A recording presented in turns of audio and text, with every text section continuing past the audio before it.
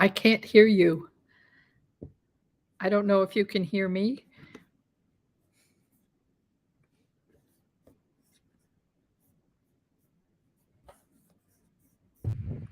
Okay, is that Ah, that is better. Thank you so much. better? Hey, how are you? It's so good to Uh, see you.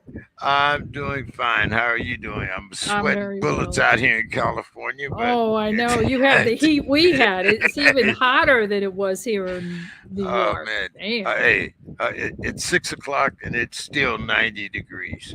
So, That, yeah, I know. I've been there. We were there a few weeks ago, and humidity and everything else. We just have rain the last 2 days, so.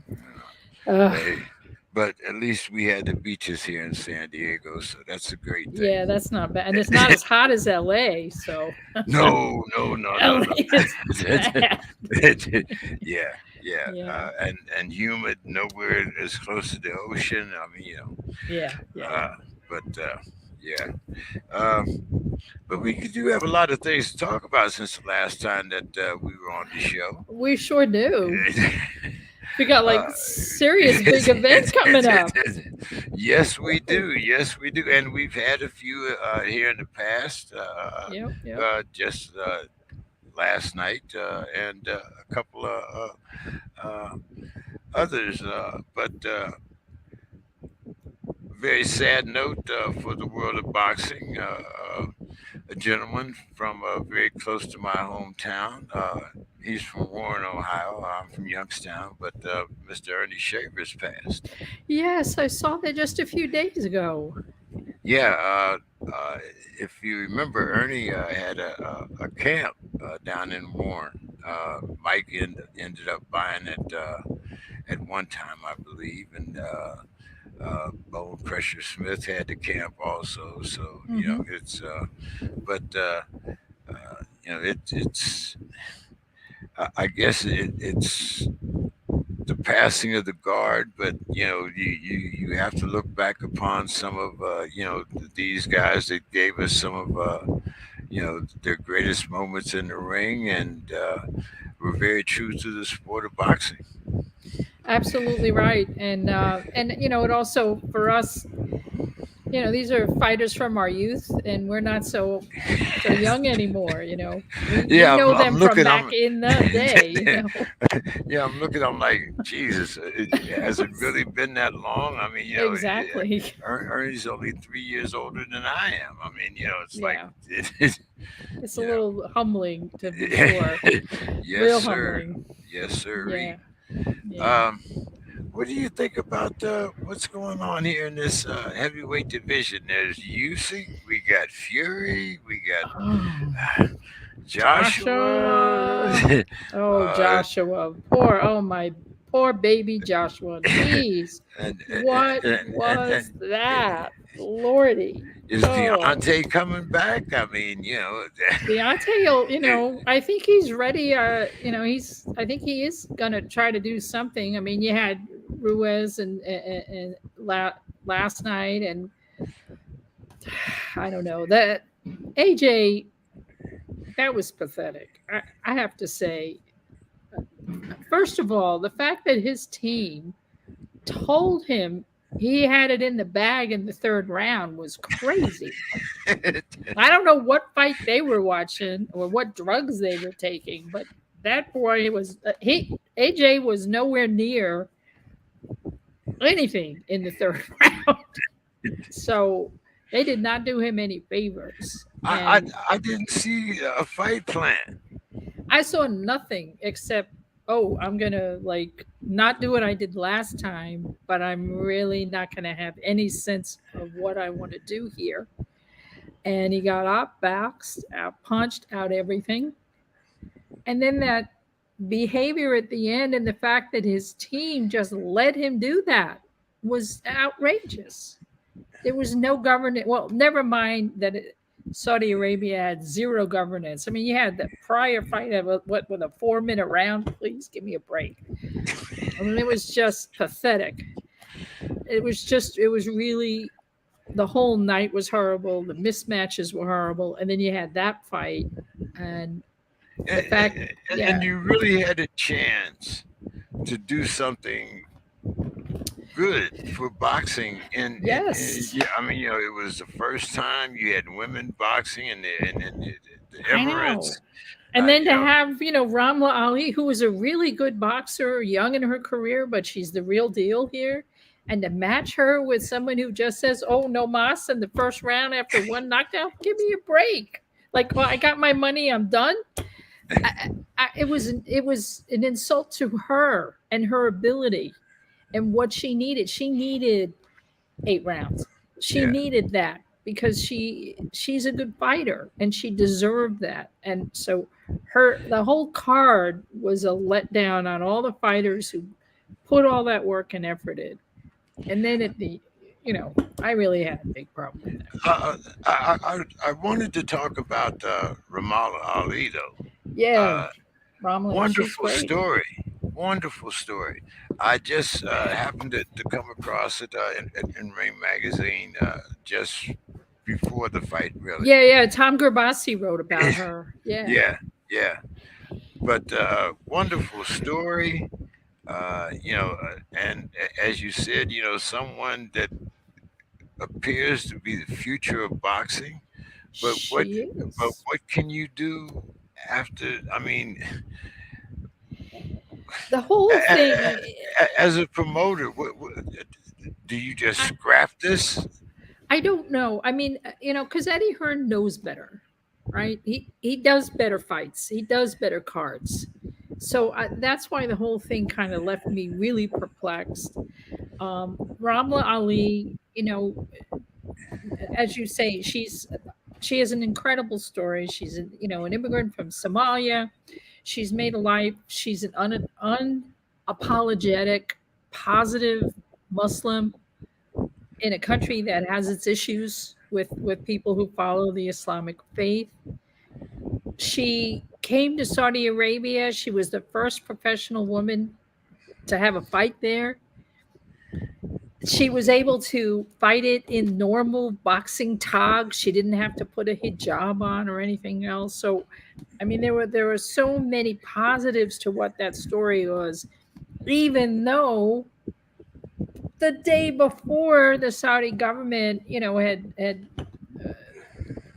overturned a lower court ruling on a British Saudi citizen who was convicted of retweeting Saudi Arabians who are pro democracy, and they changed it to 34 years in prison, and that was the day before. So it was there was a lot of complex series of things going on. So then it was all the sport washing stories resurfaced, and the Saudi Arabian government is trying to make this.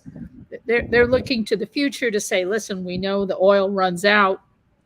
We want to diversify our economy. One of them is going to be entertainment and sports, right? So going to put it in Jeddah. They're going to do all these things to create an environment that'll attract sports people. Well, if that was their best effort at creating an environment for a boxing match, it really didn't go very well.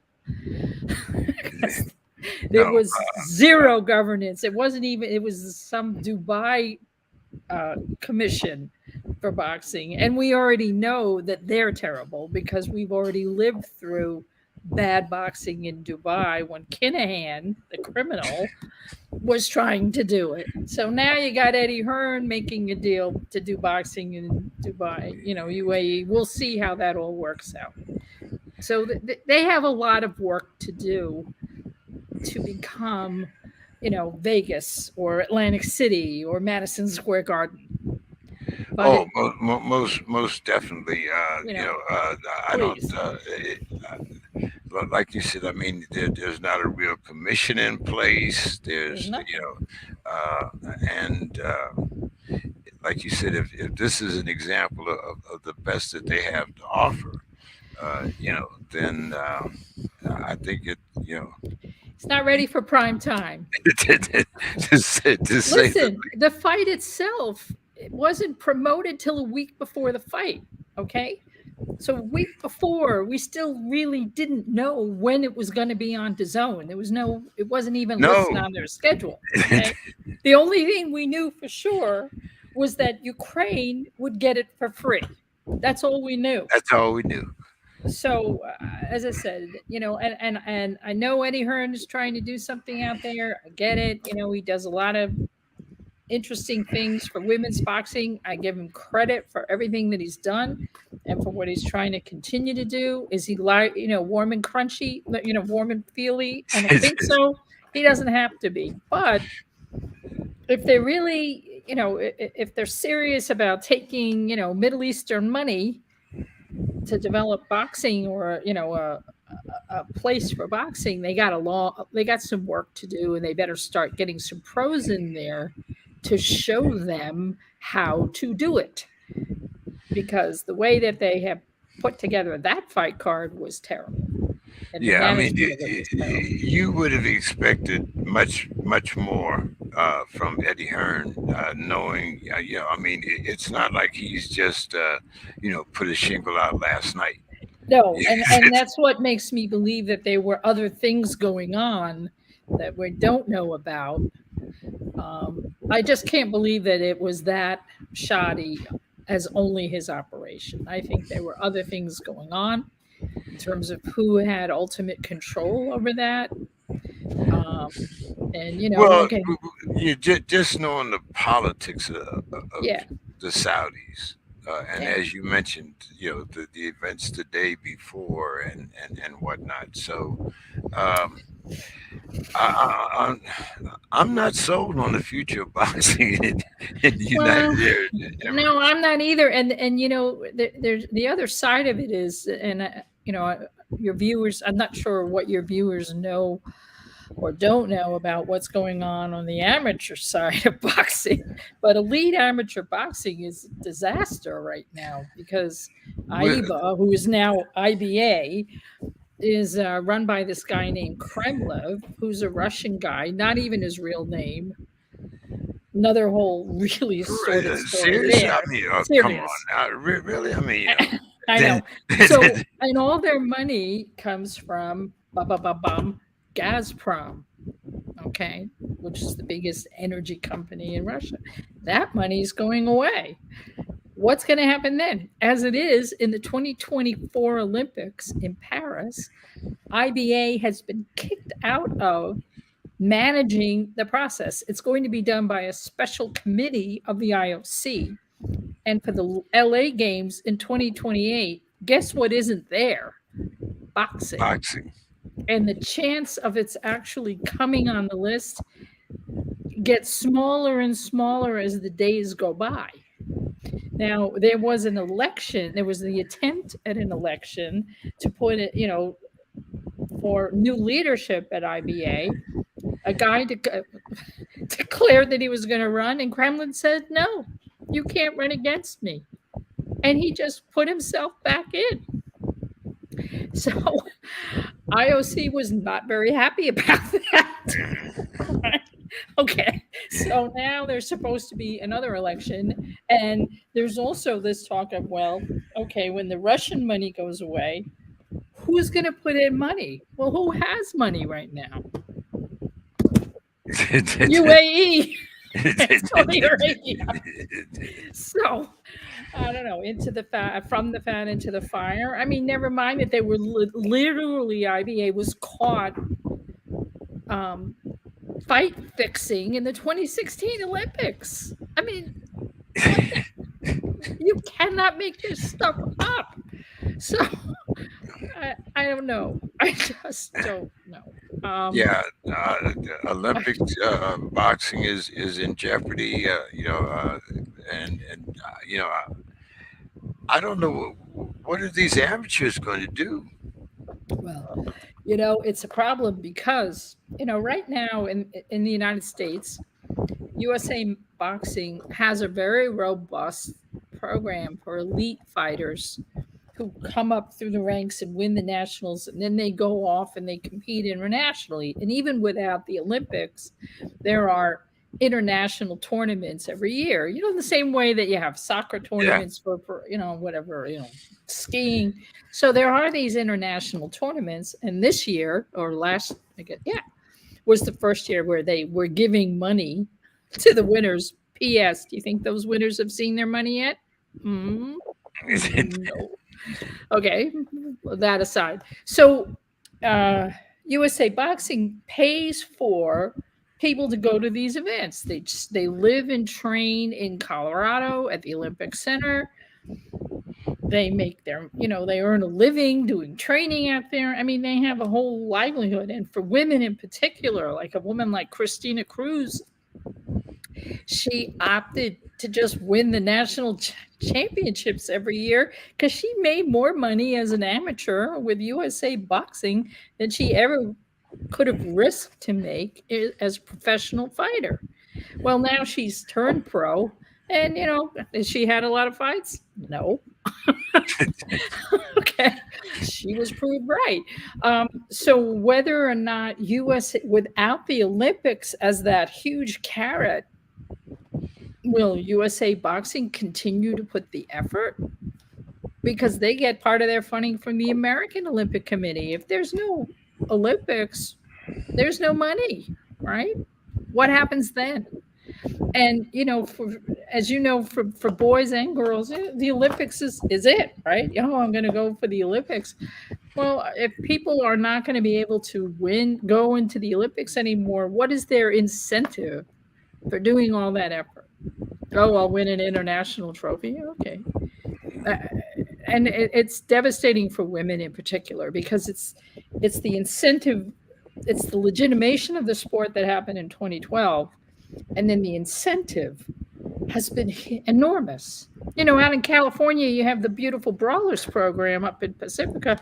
I mean, Yes, they yes. have remarkable people Yeah, training and we've had winning. her on a few times and some of her young ladies, but you know, What happens? another alarming trend is we're having fewer and fewer amateur tournaments every Uh, year. yep, yep, because nobody can afford them.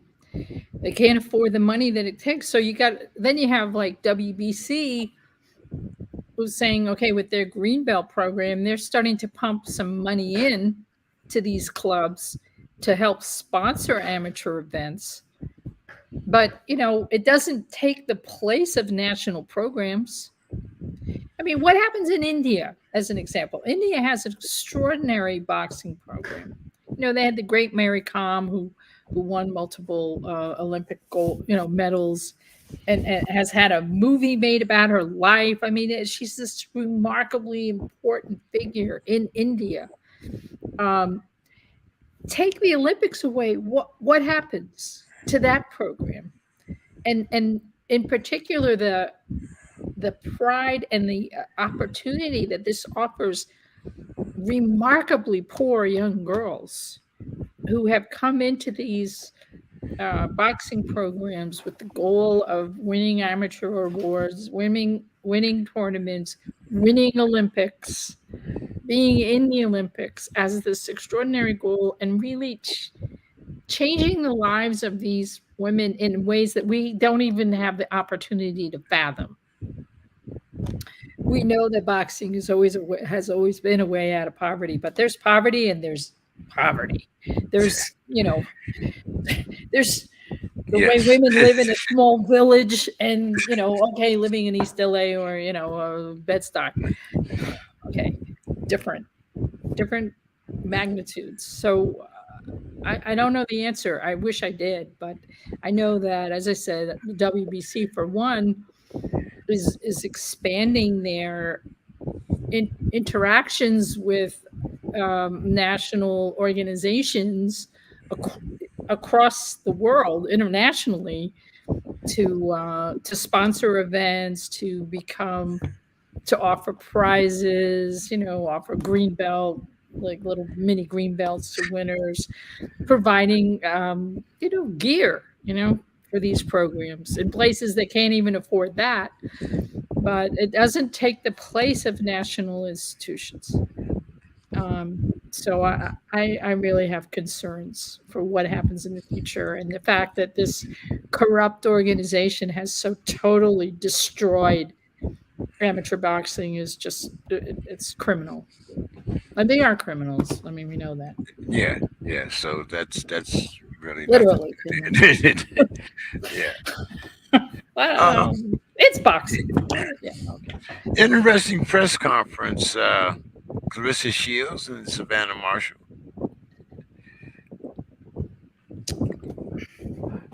Um,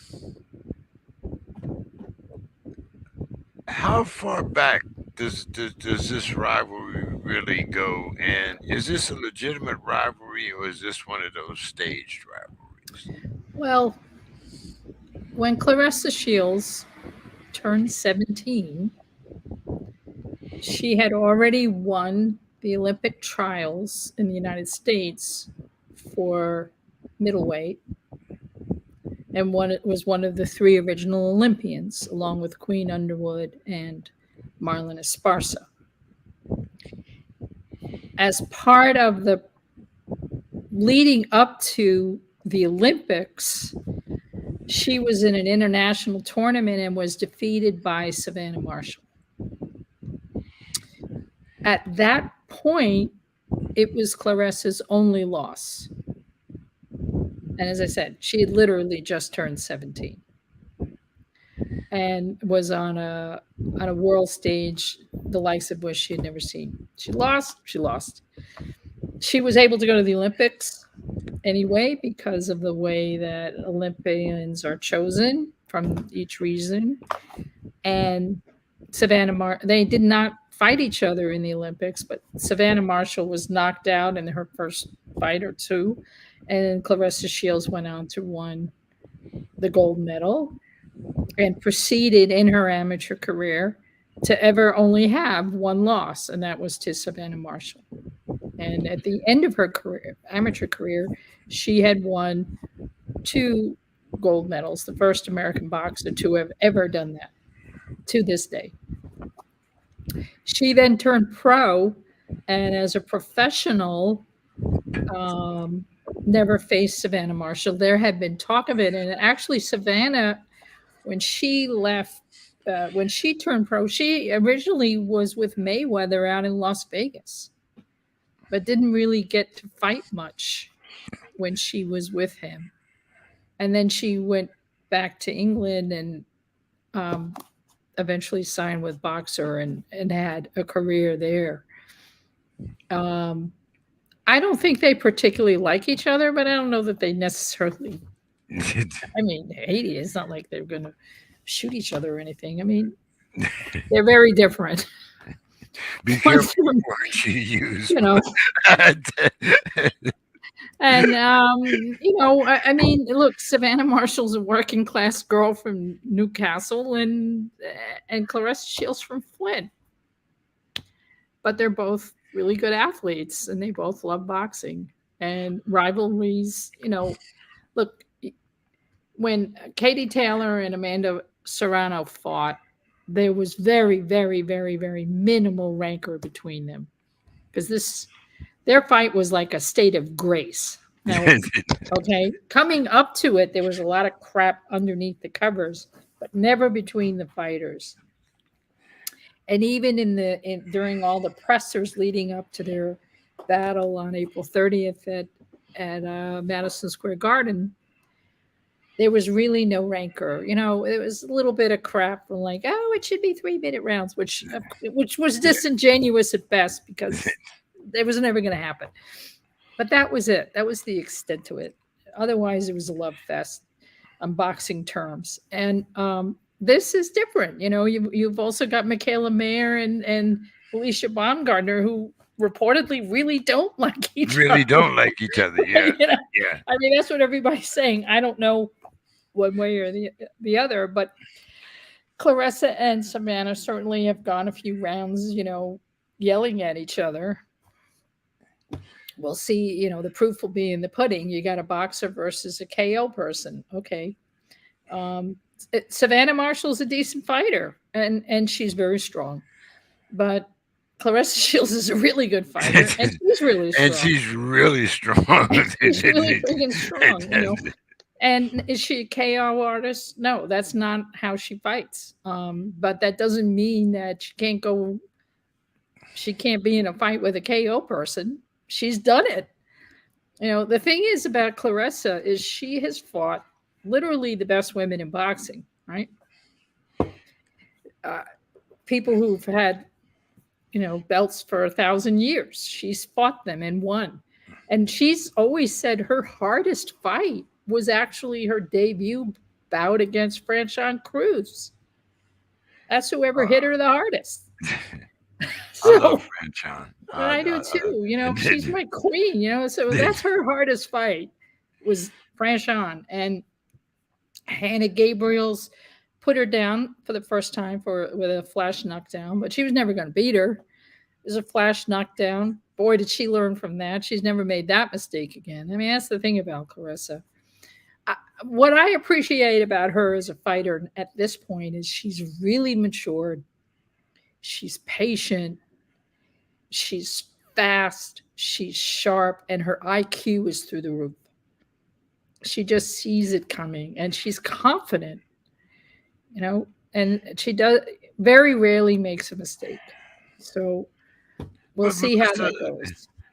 she's kind of the Muhammad Ali of women's boxing. She doesn't really have that person that pushes her to the next level. Or do you see one coming? I don't know. I mean, frankly, if she fought men, that might do it. I don't know what Savannah will bring. I mean, I know Savannah will try. She does hit hard, but Clarissa's been hit hard. I I'm not. I don't know that that's really feasible. Um, and really, yeah, I think for herself, frankly, she wants this third undisputed, and then she's going to check out and go do MMA for a while. That's her plan. She only signed for 2 fights with Boxer, a warm up, and then Savannah. It's taken a little longer because of Savannah's injuries and the pandemic and other crap. But here's where they are. She made a 7-figure deal. I don't know what the total amount is, but she got her finally got her 7 figures, and she's got these 2 fights, and then she's on to her next part of life. It's not going to be in boxing for a while, from what I understand. Whether that remains is something else. She's only 27 years old. It's only 10 years since she won her first gold medal. Since that scared 17-year-old kid. I met her when she was 16. She came to New York City for an interview. Uh, NPR, National Public Radio, was doing a Okay. series about the Olympics, and they brought her to New York. And she was a high school student when she went and won in boxing. She's really grown up in front of us. She's come to terms with a very horrible childhood, gone through things that no one should ever in their life have to go through, and has evolved publicly in talking through that story and making us understand not only that she has that story, but that you survive, that one can survive it. She's also unapologetically herself, and some people don't like Well, some people like their women kind of timid and meek, and that. that's I not don't her. think you can. Hell no, no, no. You don't get to become a world champion, two-time Olympic champion by being that wallflower. The days of Christy Martin and those things are over. No, no. Christy Martin, you know, with the I'll wear pink and not be threatening. And it And worked, and she did very well. But meanwhile, she also had her story, but Right. it took her till now to tell it. Her book is remarkable. I really recommend everybody read her biography, her memoir, which she co-wrote with a very fine writer. Um, but it took her an entire lifetime to be authentically herself. It took her literally being left for dead by her fucking husband, who shot her, stabbed her, and left her for dead. It took Yeah. that for her to wake herself up. Clarissa is doing the work in front of us. You know. There's my other favorite guy, Mr. Scully. How you doing tonight, dear John? Oh, Uh, I know there's Melissa there, so I know you guys Mhm. haven't. It's been a while since I had you guys on at the same time. That's Uh, right. yeah. but so yeah, we were just talking a little bit about the fight over in the Emirates, and we talked a little bit about the Ruiz fight. But Melissa, what do you what are you looking? Are you looking for anything different from this Triple G fight than we've seen from the others? I thought Canelo was exposed in his last fight. And I also think that Canelo has nothing to lose but to just let it everything out. So I really we'll see where it goes. I have a sense that it's Triple G's night, but I don't know. They're both old. He's old now for fighting terms. Yeah, and he's not a Bivol. No, he's not. Yeah, He's a yeah. finesse fighter. He's angles and tricky, and whether Canelo has confidence back after losing to Bivol so badly and being exposed in the way that Bivol exposed him.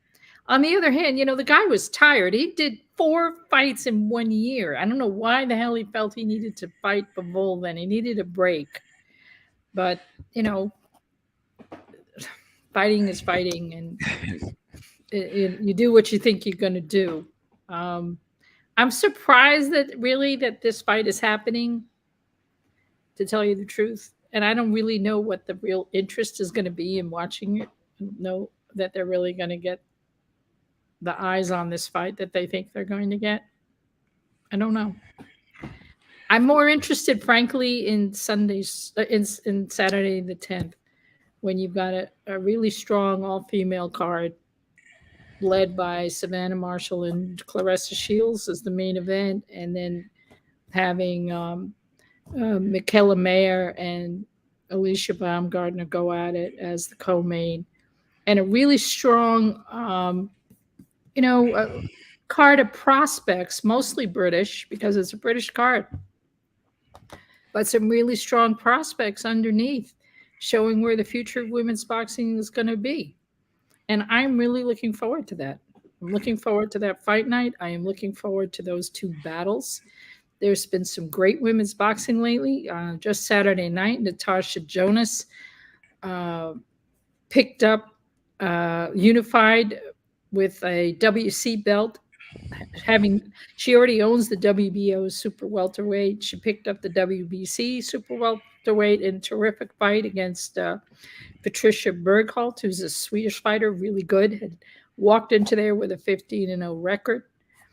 Erica Cruz Hernandez, who fought Jelena and Majanovic, who those of us who've been following the sport for a while just look at her as this icon of brilliant boxing. She's kind of more at the end of her career, but and still has a lethal right hand. She had lost the belt to Cruz in April of 21. This was a rematch. Cruz really stepped up and beat the crap out of her. And now, and because it's super featherweight, she's now holds the WBA belt for World Feather, and this is the belt that our friend Amanda Serrano is going to want.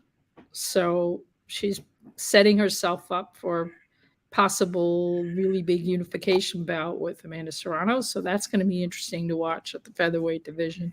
So I think there's great boxing happening with women's boxing, and I really feel proud of these women for what they're accomplishing, for what they're doing for the sport.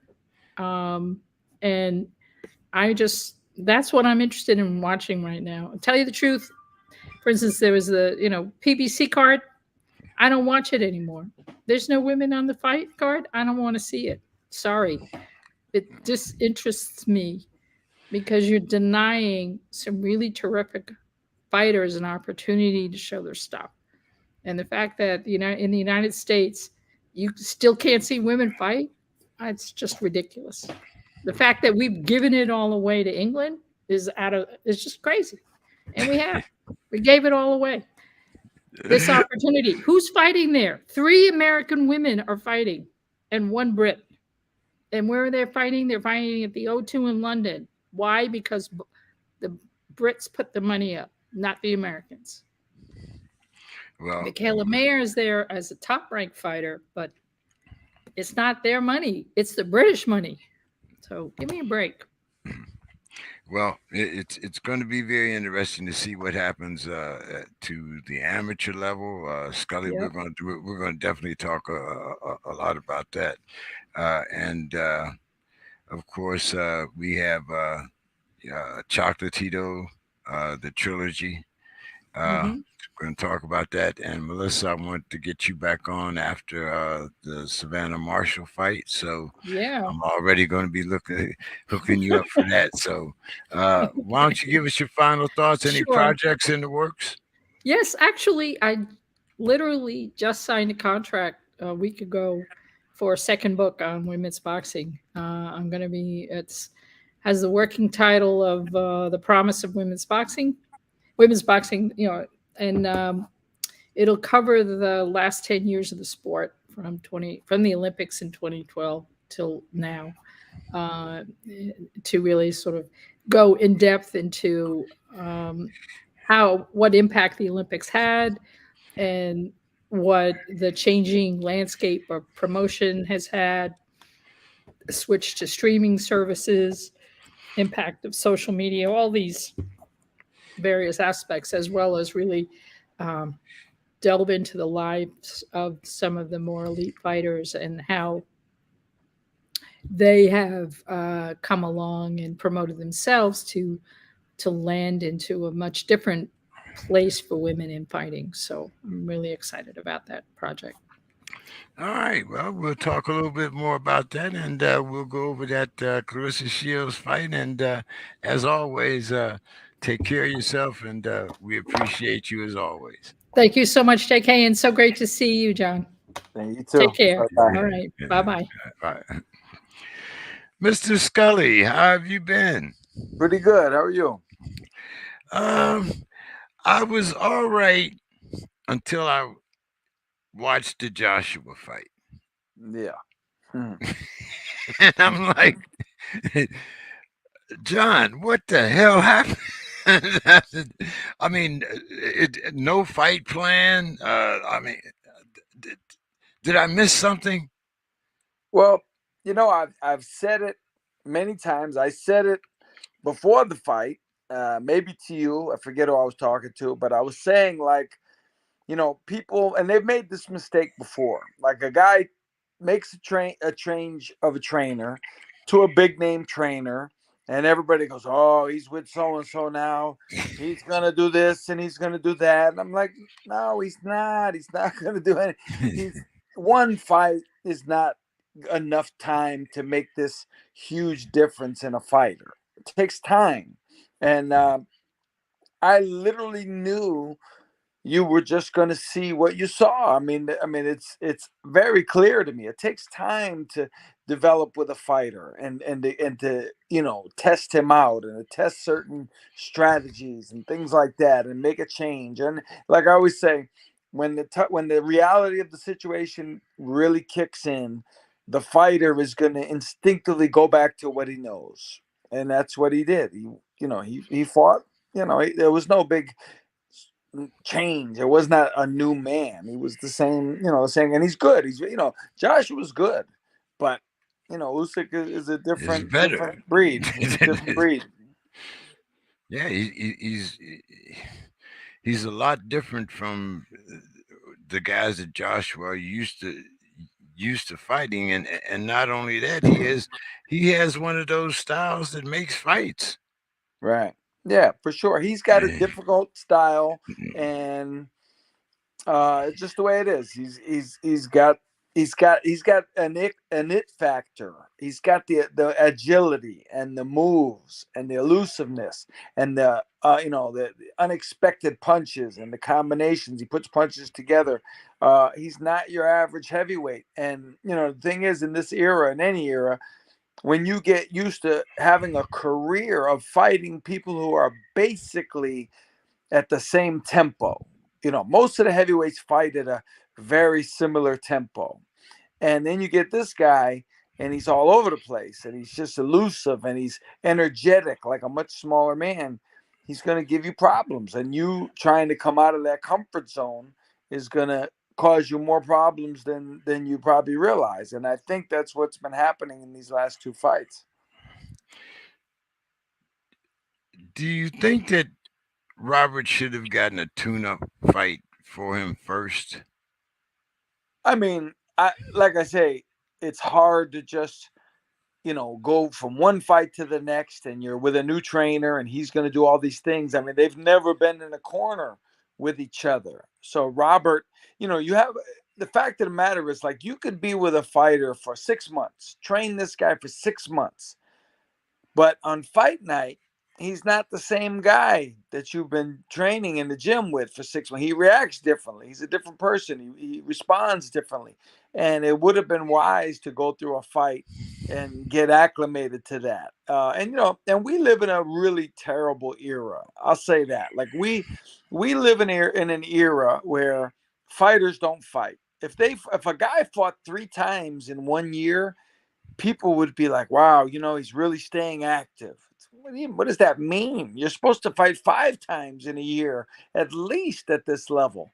And I just feel like, the activity rates and when these guys fight, the heavyweights, they're not active. These guys aren't throwing 75, 80 punches around, 90 punches. They don't do that. So you have to take a couple fights and get acclimated with your guy and find out what works with him, because what works in the gym might not necessarily work in a fight. You have to see how he responds on fight night. And unfortunately for them, they did that on the first try. They were their experiment was the actual Usyk rematch. And I don't know how it worked out in the corner. I didn't really hear that part of it, but the end result was the same.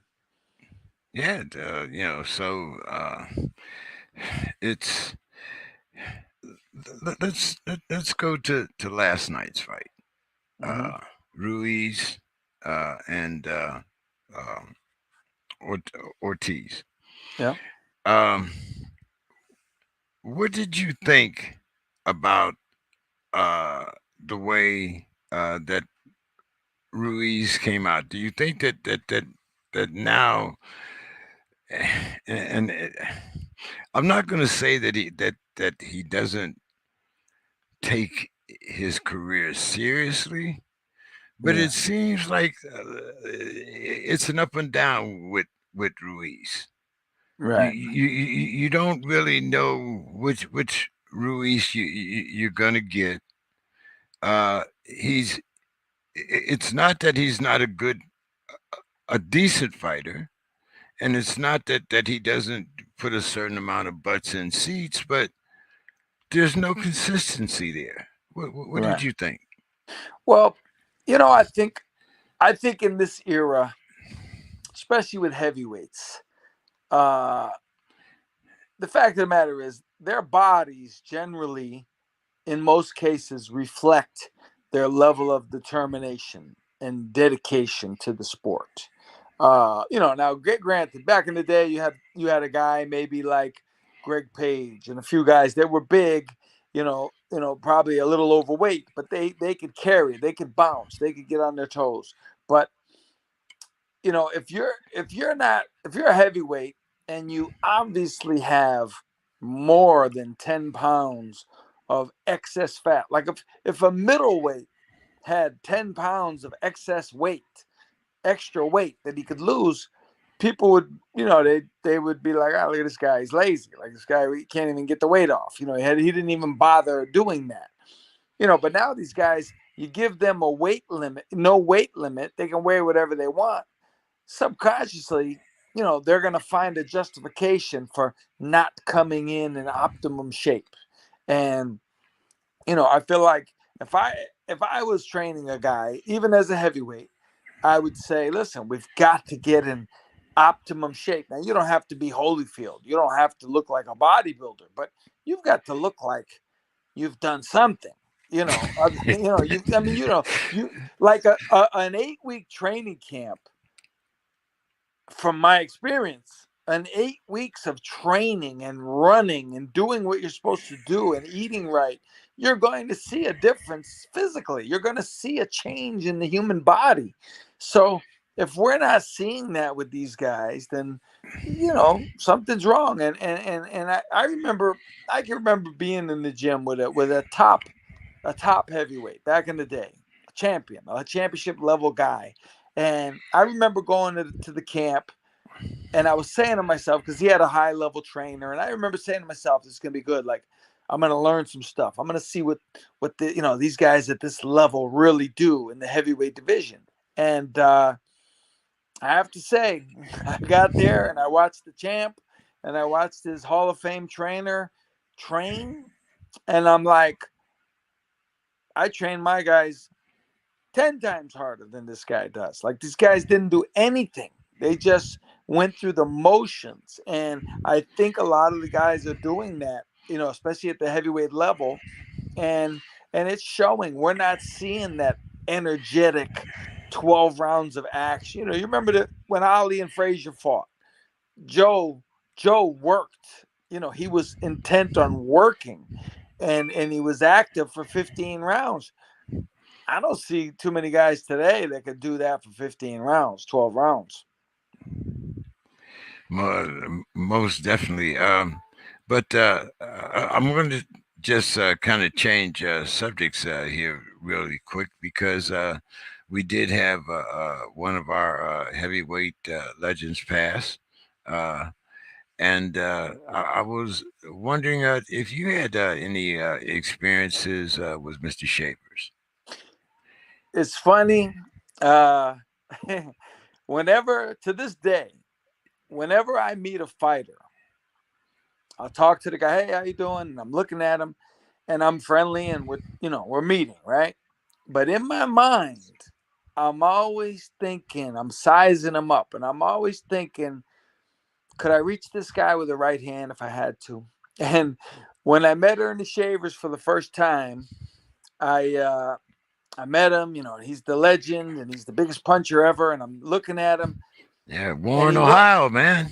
And he wasn't that tall, though. He wasn't a big guy. He wasn't the monster that Foreman was, right?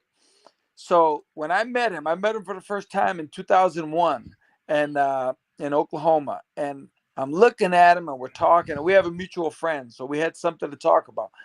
And the whole time I'm looking at him and I'm thinking to myself, I could reach Ernie if I wanted to. I could hit Ernie with the right hand if I had to. But granted, I don't want to get hit with the return. That's the only thing with Ernie. You got to get hit back, and I don't think that would be fun.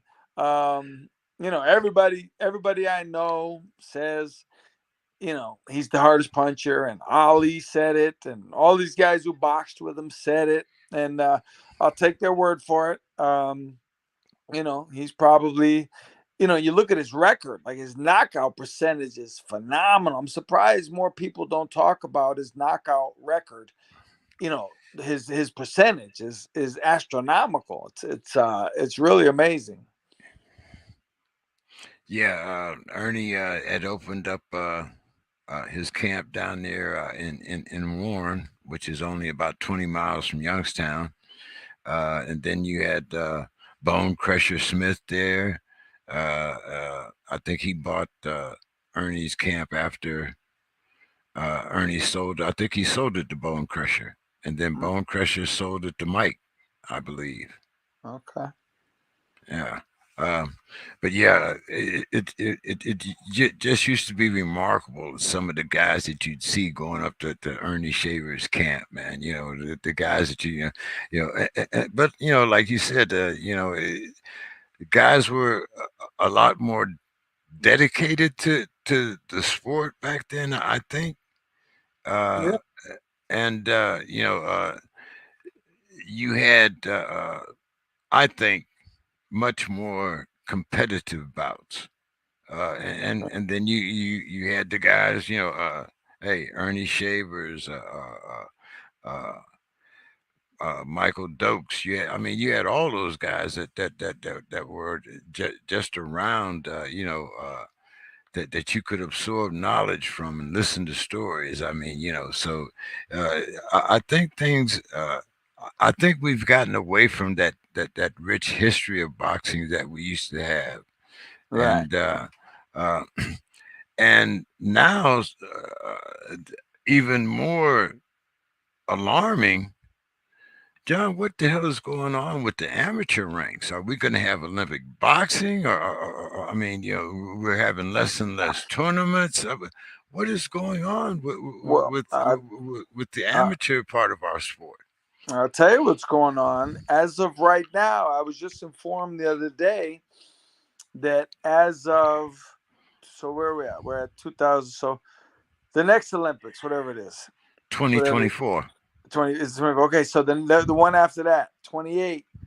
Apparently, boxing is, as of right now, is not happening. done, It's done. done. So I'm working with the people with USA Boxing, and we're working on getting something going with media and press releases, and an onslaught, trying to get to the right people, and get this overturned, because once you take the Olympic boxing out of it, there's really not that much incentive for kids. Like, I know me growing up, the whole thing was the Olympics. Like, that's why after the Olympic trials every 4 years, a whole wave of guys go pro.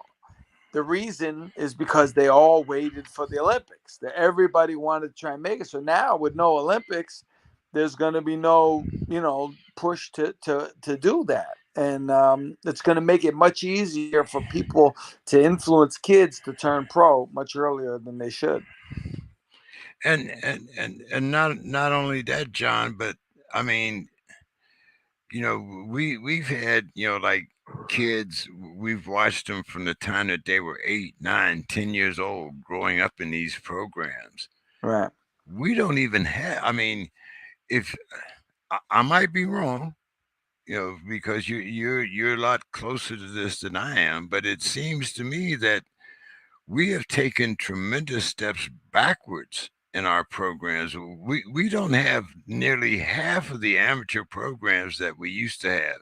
No, very very little Golden Gloves. Right. Uh, you know, do they still have a police athletic league? I'll tell you this. I always hear about all these tournaments, like the title tournament and the ringside tournament, all these tournaments, and they all claim to, we had 700 guys, we had 800 people entered the tournament. And I'm hearing all these record numbers of athletes, and I'm saying, but how? Where are they all coming from? Because they're not in Connecticut, they're not in New England, they're not in my region, because amateur boxing, we still have gyms and we still have our tournaments and everything, but the number of fighters is not even remotely close to what it used to be. It's not even in the same ballpark. As I've told you numerous times, but this is the clearest indication that I can give. When I first started getting up there as an amateur in the early 80s, in Hartford, there were 20 something guys in and around my weight class to fight and to spar, right? Right now, today, amateur, there's no one. I don't know of any 165-pound amateurs in my city, in our area. I don't know of any. I have none. There's none in the gym I'm at. I know that much. So I don't know where all these fighters are supposedly coming from, because from my experience in going to tournaments, the number of boxers is not even remotely close to what it used to be. I'm just looking out here in California. Yeah. And California, Nevada, all of these, Texas, these all used to be strongholds of amateur boxing. Yeah. Right. Well, our Golden Glove tournament for years, and until about 15 years ago, our Golden Gloves, our local Golden Gloves, was 6 weeks of boxing, 6 Saturdays in a row. The fights would go sometimes to 1 o'clock in the morning. There'd be 38, 40 bouts a night. Just a phenomenal number. I remember in my first year in the Golden Gloves, there was 16 guys in my weight class. And this is local Golden Gloves. 16 guys just in my weight class. That's like a national tournament in itself. And this was just local. Now the tournament is a few weeks. Sometimes you might get 7 or 8 bouts. It's just not deep. It's just so I don't know. I don't know.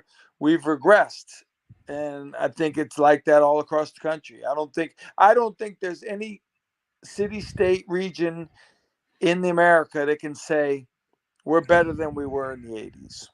We're better right now. We've got more fighters, we've got more champions, we've got more activity, more shows than we did in the 80s.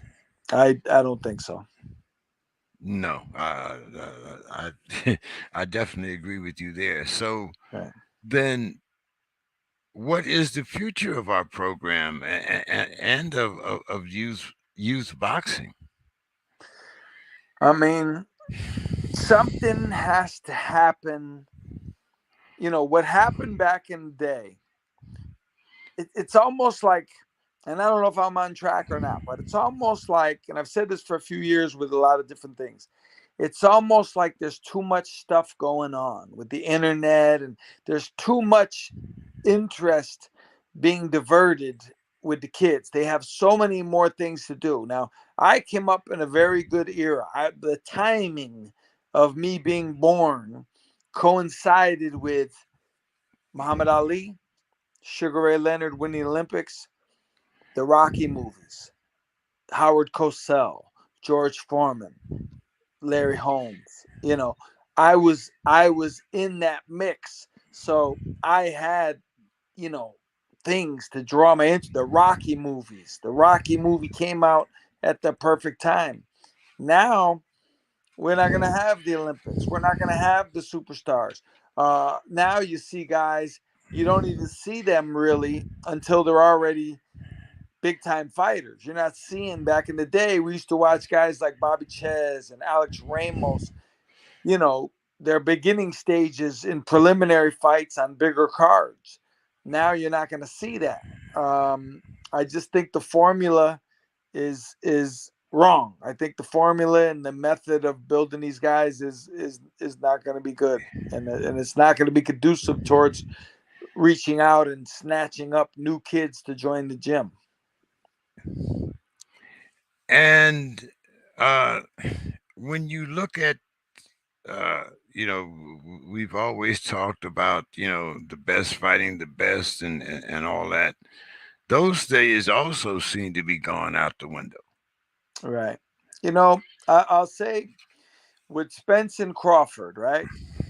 I've reached the point where I'm saying the same thing that I didn't have to ever say with Sugar Ray and Tommy Hearns. But I said it with Mayweather and Pacquiao, and I'm saying it now with Spence and Crawford. I don't care if they ever fight. It makes me no difference. I don't care if both of them retire tomorrow. It would make me no difference whatsoever. I don't care. They've killed my interest in the fight. When I was younger, and Ray and Tommy and Duran, and you wanted to see these fights.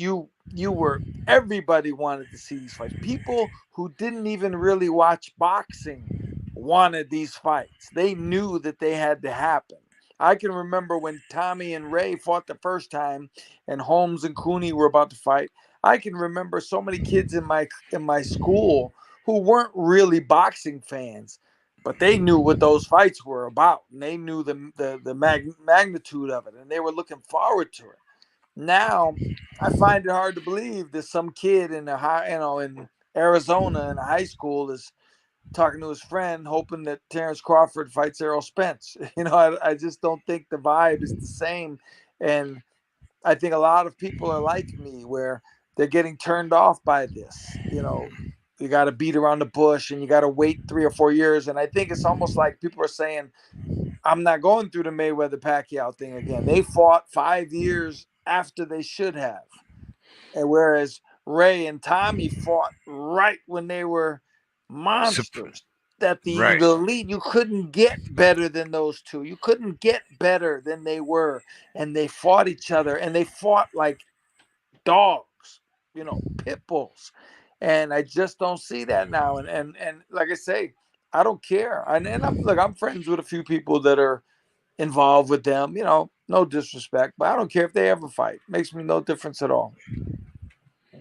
Scully, you know, in a lot of ways, I mean, this is kind of out of the norm because we've always had guys, of your ilk and as some of the boxing pundits, that have always been interested in the sport, promoting the sport, getting behind the fighters, knowing what the fighters need, and kind of introducing the important fighters to the boxing public. Right. Do you see that the way things that are going, less interest in our sport, uh, possibly losing the Olympics, less amateur programs? Yeah. Uh, Where do you what do you I mean, I know that you're not, you know the biggest advocate of women's boxing, right. but do we need is this something that we need to rekindle this the spirit, and to see some competitive bouts rather than everybody, running, like, I need to fight this guy, I need to fight this guy, I need this amount of money, I need that amount of money. There's no such thing. I I think we have lost a sense of pride Right. in the sport of boxing. Yeah.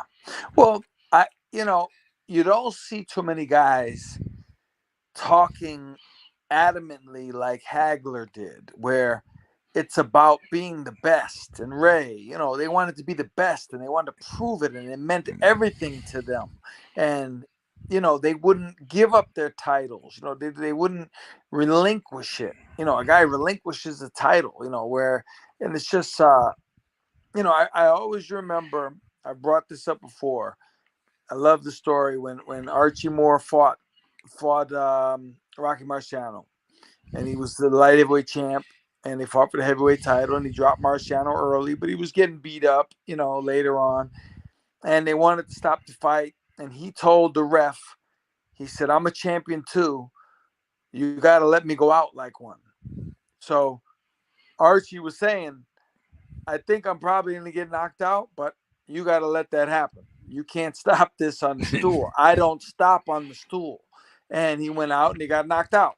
And I don't know if we have that sense of championship pride, because that's what it meant. Like, if that's what he was saying. he said, I'm a champion too. Even though I'm not defending my title in this fight, but I'm a champion.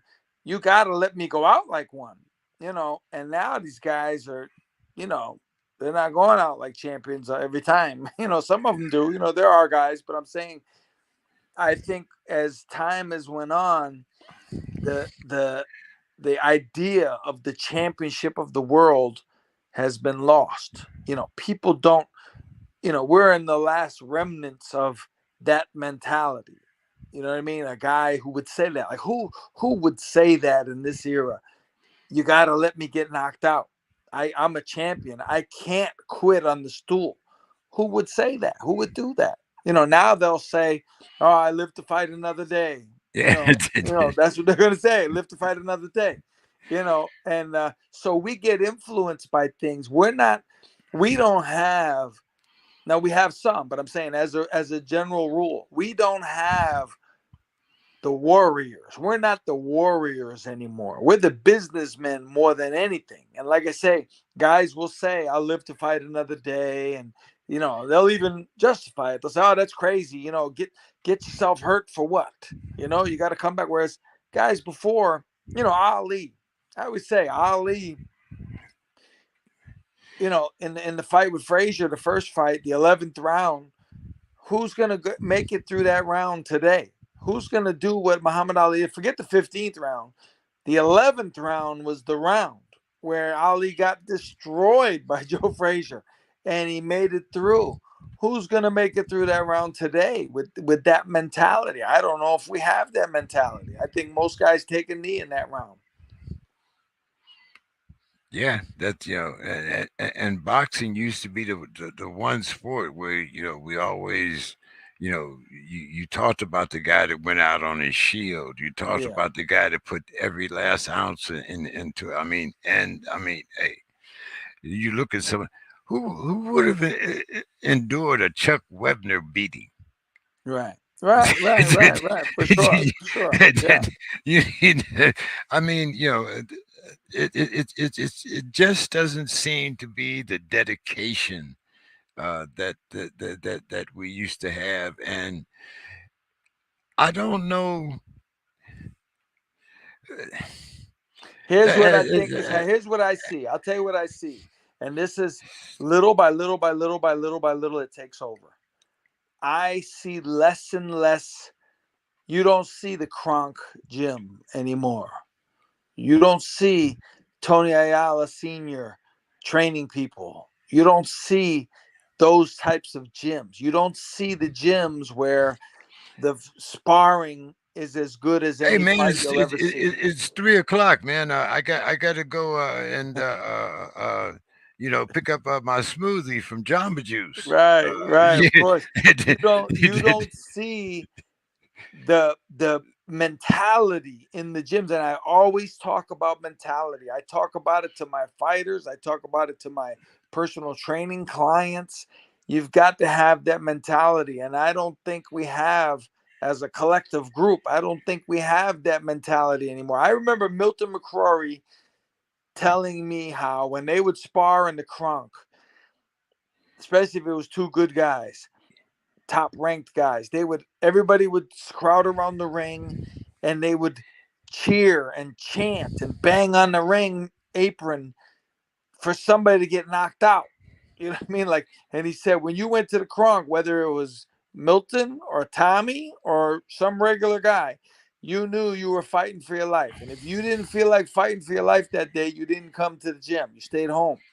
And I don't think we have that mentality today. I think too many people are more safety conscious. I think people are, it's a different world. It's a different, participation trophy world. And, and it's, I remember the and, first and time I heard that participation trophy. yeah, Yeah, and you know. it's horrible. It's that's part of it. Like people laugh, and but it's a true thing. Like participation trophy, you get a trophy just for being, and it doesn't work that way. That's not how life works. Yeah, That's certainly not how boxing works. I played, Pop Warner football, little football, and I never remember the guy that never got in the game getting a trophy.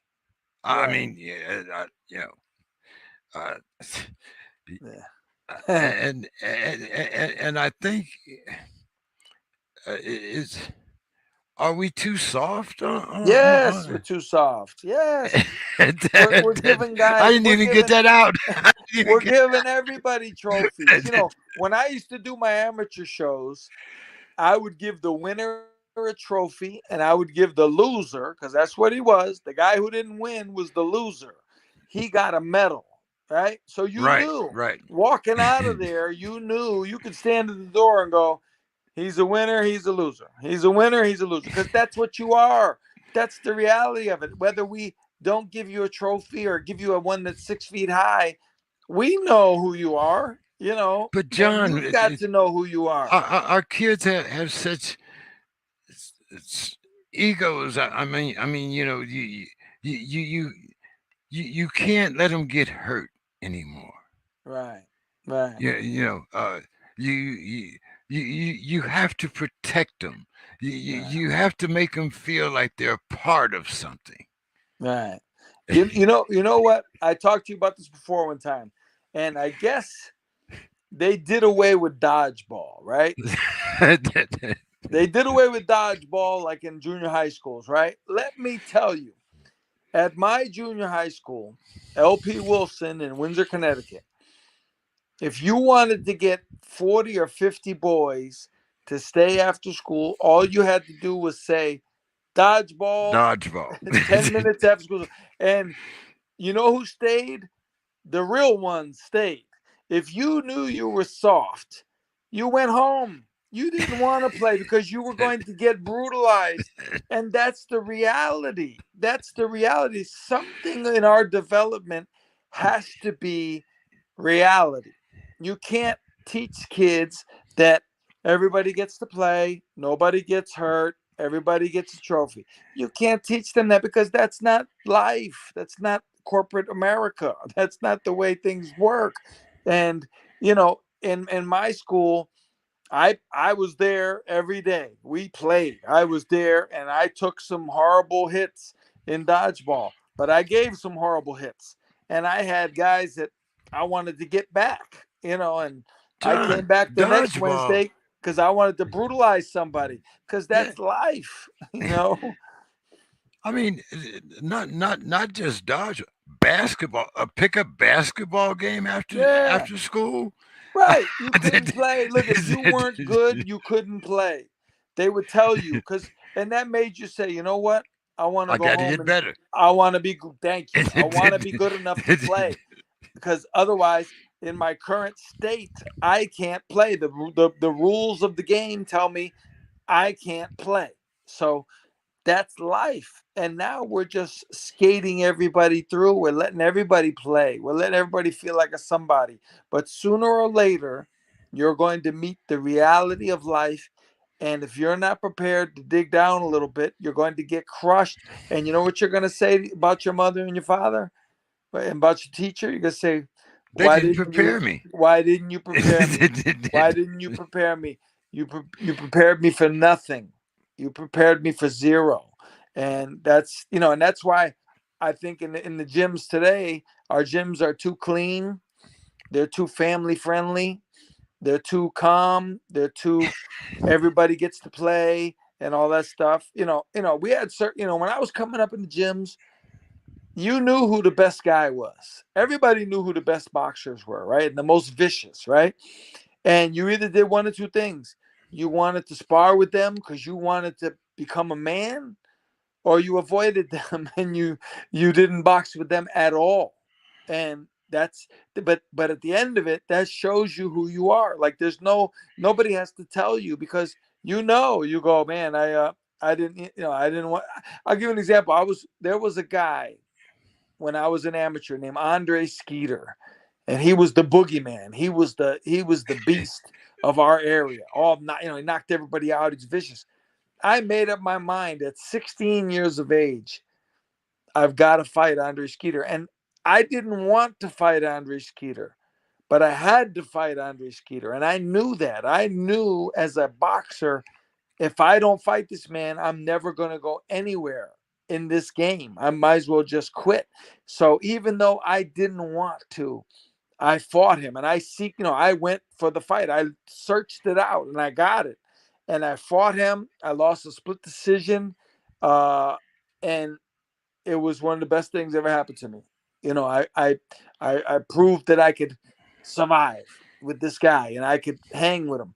And nowadays, nobody would have put me in. My coaches now, they would never put me in with that kid like my coach did back in 1984. They wouldn't put me in because they would say, Andre Scooter's way too advanced, way too experienced. He'll We're break not your going to do. spirit. He'll Right, right. break. My first fight was, I can tell you that my first fight was in May of 83. I fought Skeeter, who was the boogeyman, in August of 84. So a little over a year after my first fight ever, I'm fighting Andre Skeeter. I shouldn't have been fighting him, but I had to fight him, and I knew that. And I was lucky to have a trainer who was all for it. He's like, "Let's go. Let's whoever the best is, let's fight him." And so even though I lost, I became a man in the boxing game because of it. And too many people today would never, ever let me fight Andre Skeeter. Yeah, it's you know it's a whole different ball game. It's a whole different. Uh, I guess we always thought of boxers as the last bastion of manhood. Now it's kind of becoming like if you got the right trainer, if you got the right publicity, and I might sound a little harsh here, but one of the best examples to me is Nico Walsh. Mhm.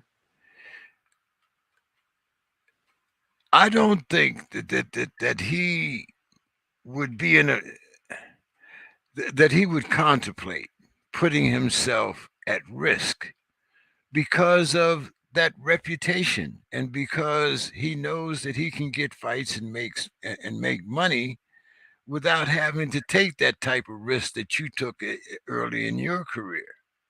Right. What do you think? I mean, are we giving a lot of these guys passes because of their pedigree rather than because of their actual intestinal fortitude?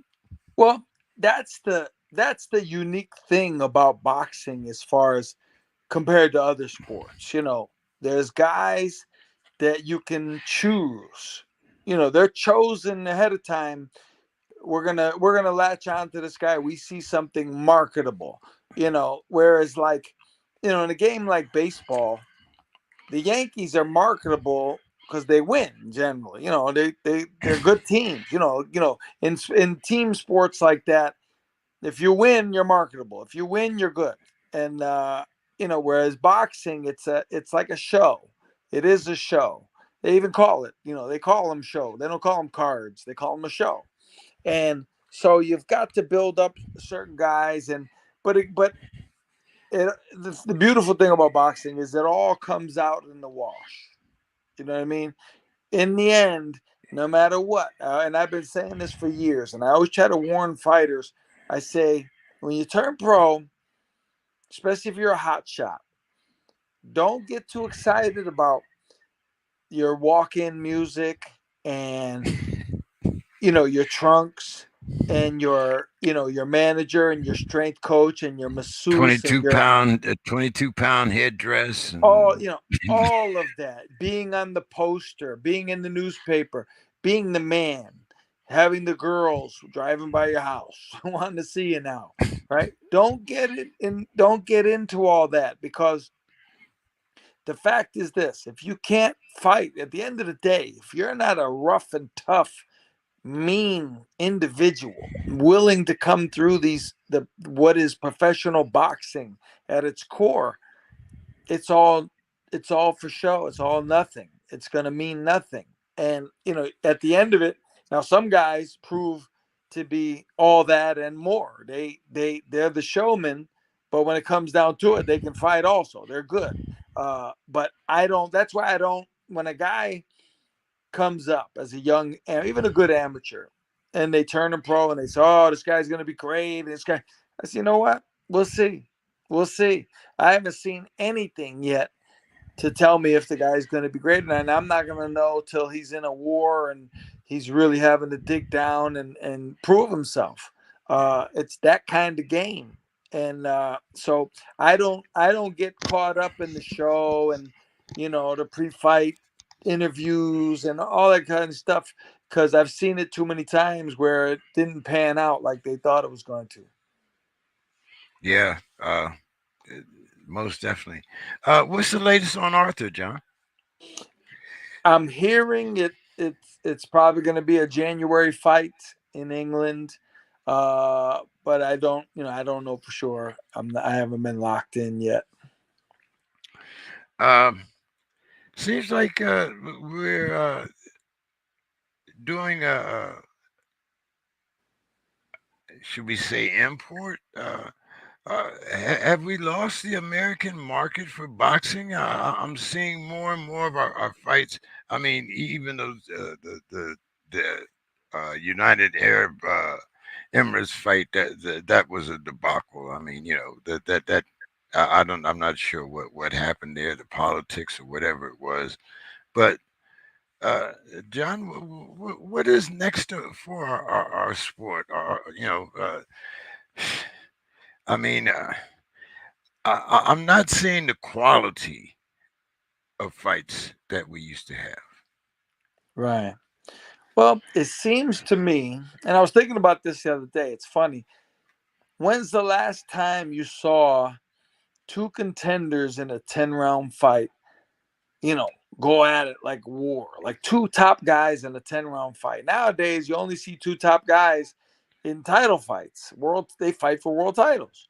Back in the day, you saw guys, two contenders fight each other 10 rounds, and that was considered a big deal. Now it's not. So I think the formula has been lost. For building fighters. I don't think any promoter really is truly building fighters anymore.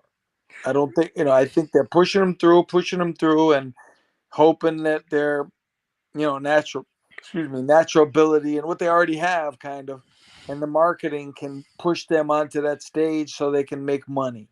Because everybody, there's so much money now. Everybody's making money. Even the preliminary guys, everybody's making money now. It's a money thing. There's a lot of money around, so it's hard to tell a young guy you got to learn your craft when he sees how much money is there, how much money is able to be made by doing Instagram videos and flashy pad work, and they think that's it, and it's not. So I think our game in that regard is in huge trouble, much more trouble than I ever could have thought it would be. And I say this because now I notice slowly but surely so many trainers are starting to become part of the show, and they're doing it on purpose. They're starting to more and more. I'll give you an example. This is a good guy. You remember the trainer Tom Yankello? He had Paul Yeah, Spadafora. Now he does Instagram videos, but he does really in-depth, skillful stuff. Like he breaks stuff down piece by piece, how you're supposed to. He's the only one. He's the only guy that does that. Everybody else is doing the flashy pad work, and it's obviously, clearly all about them and not the fighter. You don't even know who the fighter is. It's the trainer that gets the attention. People will say, "Hey, did you see that trainer doing the mitts?" You don't even know who the fighter is anymore. And back in the day, when it was supposed to be, the fighter was the star. Um, so we've lost that. TikTok and Instagram. It's turning people would rather be Instagram famous than famous for actually succeeding in boxing. They want to do the videos. But I do want to give a shout out, Tom Yankello. He does some amazing Instagram videos on his boxing channel, YouTube, and he he really breaks it down. But he's the only one. Everybody else is doing the flashy pad work. Uh, Another that brings another question about Scully. You used to host ESPN Classics. Right. What happened? Well, I'll tell you. Is it? I mean, for the diehard guys, for guys that have come up through the sport, for guys that have, Ernie Shaver's crowd, that your generation, my generation. I mean, Right. what happened to that part of history? Well, I know. I was on there. We did. Joe Tessitore and I did about 35 fights, I believe. ESPN Classic fights. That they still show some of them. I don't know if they show all of them, but I know they show like uh, uh, Camacho and Mancini, and I think one of the good ones I did, one of the best ones I did was Ibe and who did he fight? Tua, which was Oh, amazing. okay, yeah. Which was amazing. That was the first time I saw Ibe. But yeah, ESPN, they went in a totally different direction. Then they, you remember they stopped doing the Friday night fights, and then they sold the show or whatever they did. It's a different world. We're literally. I was thinking about this today, actually. Like, as a boxing person, I'm literally on another planet right now. Like, I don't recognize this planet that I'm on, because this is not the planet of boxing that I grew up with and came up with. It's totally different. Everything is streaming and different channels, and it's just it's very. I was talking to somebody today. I was I was being I was being serious, but it sounds like I'm joking, and I'm saying my question of the day was, what is the franchise champion? The WBC franchise champion.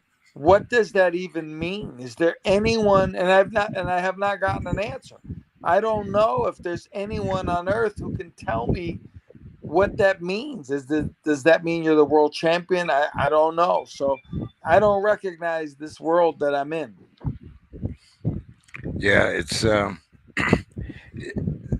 I guess just part of the changing times. Yeah. But you know, uh, this was the one sport that I always thought, pugilism. I mean, these words used to have meaning. Now we are becoming more prize fighters than we are pugilists. Yeah. But hey, John, as always, man, great spending some time with you. Looking forward to having some of these bouts that are coming up. Of course, the Triple G, Canelo trilogy, Chocolatito. Uh, but you know, I'm kind of like you and with the Spencer Crawford fight. I want to see it, but I'm not sure if it's ever going to happen. Right. Yeah. And if it does, it does. If it doesn't, it doesn't. At this point. But back in the day, like you said, like Hearns, Leonard, Ali, Frazier, those were fights that we look forward to. Yeah. Nowadays, hey, if they happen, they happen. If they don't, they don't. But Right. I look forward to having the same conversation with you 2 years from now, and to Yeah. see whether we've progressed or whether we've digressed. Right. Right. Yeah. Hey, but thanks as always, Scully, man. Always good talking with you, man. And Sure. I look forward to talking to you. Anything, any reunions coming up? Anything coming up? What's going on? I've got a big reunion coming on um, September 17th in Boston. Dana Rosenblatt is actually part owner of a bar right across the street from the old Boston Garden, Okay. and he's going to let me use it. And right now it looks like a heck of a crowd I've got coming. Fighters from all over coming to hang out for the day. We're doing it at 3 o'clock in the afternoon. It's a place called Sullivan's Tap in Boston, right across from Boston Gardens, September Yeah. 17 at 3 o'clock. Okay. Okay. Yeah. Any shows coming up? Nothing on that end right now. No, I'm just focused on my reunion at this point. All right, Scully. Well, hey, man, as always, good talking with you. Look Yeah. forward to talking to you again. Any final thoughts for our audience? Uh, You got a couple participation trophies back there. yeah, no, I'm good. You're gonna have to earn it. You're gonna have to earn it. Nah, that's it, man. I appreciate you having me. That's all. All right, Scully. I'll talk to you soon, man. You have All a right, great buddy. night. Yes, sir. You Appreciate too. you. Be All good. right. Yeah.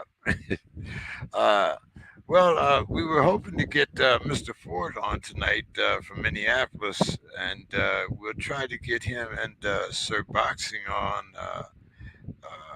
maybe next week or the following week. But we'd like to thank Miss Malissa Smith and John Scully as always. Uh, Great conversations. Look forward to talking to you again right here on the Pugilist Corner. Have a great night, everyone. We'll see you next week.